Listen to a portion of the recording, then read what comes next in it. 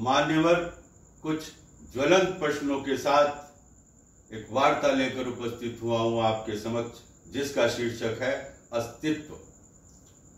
आज सारा विश्व महामारी, व्याधि, विनाशकारी तूफान, भूकंप, असमय वर्षा, चिलचिलाती गर्मी, क्षय होते ग्लेशियर, जल के सूखते स्रोत, दमघोटू प्रदूषण आदि बहुविपदाओं के बाहुपाश में बंधा आर्तनाद करता हुआ जीवन के लिए छटपटा रहा है, संघर्ष कर रहा है।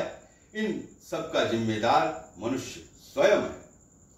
जीवन की तमाम अनिवार्य शर्तों को तोड़कर गौरवान्वित होने वाला मनुष्य भूल चुका है कि इस पृथ्वी पर रहने का अधिकार केवल उसी का नहीं है, बल्कि सृष्टि के अन्य जीवों, प्रकृति, सूक्ष्म, विस्तृत सभी को इस पृथ्वी पर रहने का अधिकार है। आप अपनी पसंद नापसंद के अनुसार उसमें बदलाव नहीं कर सकते।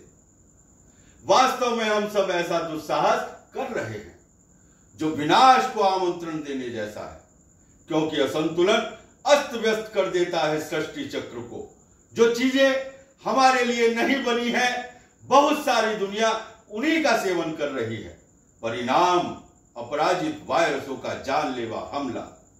मनुष्य लाचार है, बेबस है। एक व्याधि का उपचार खोजते हैं, तब तक दूसरी व्याधि काल बनकर सामने खड़ी हो जाती है। विनाशकारी तूफानों का बार बार आना झकझोर कर रख देने वाले बेदर्द भूकंपों की विनाश लीलाएं, क्या यह सब प्रकृति जन्य है? नहीं, इन सारे संकटों के मूल में मनुष्य स्वयं है। आकाश, समुद्र, पृथ्वी बारूद से पाड़ दिया है हमने। पृथ्वी पर इतना बारूद उपलब्ध है जो न जाने कितनी बार इस सारी पृथ्वी को विध्वंस कर सकता है, किंतु जानबूझकर अनभिज्ञ बना मनुष्य अंतरिक्ष को नापने में व्यस्त है। इधर पांव तले की धरती खिसकती जा रही है। दुनिया चिंतित तो अवश्य है, लेकिन गंभीर नहीं। आज हम सब प्रदूषण की काल छाया में जीने के लिए विवश हैं।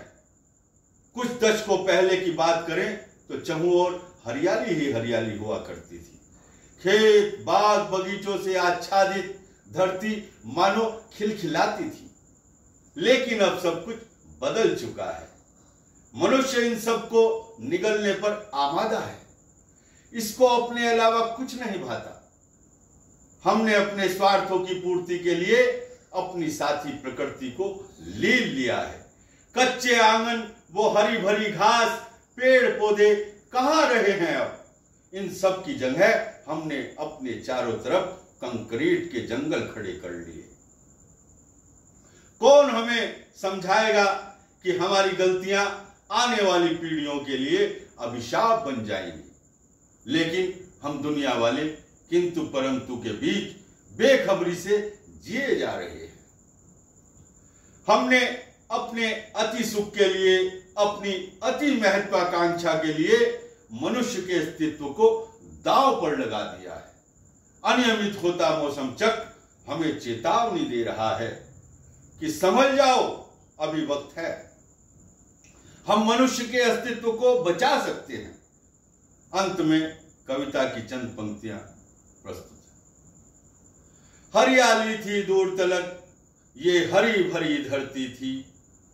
बाग बगीचे अनगिन थे, धरती मुस्काया करती थी। आच्छादित थी जो पेड़ों से, फल फूलों से हरी भरी। डाल डाल पर पंछी थे, आंगन में थी दूब हरी। बरगद, पीपल, पेड़, नीम के घर घर गाय रंभाती थी। भोर हुई है जागो जागो, नन्ही चिड़िया गाती थी। सावन में पेड़ों के नीचे पड़ते थे जब झूले, गाते थे मस्ती में सब वो गीत जुबानी भूले, वो गीत जुबानी भूले, वो गीत जुबानी।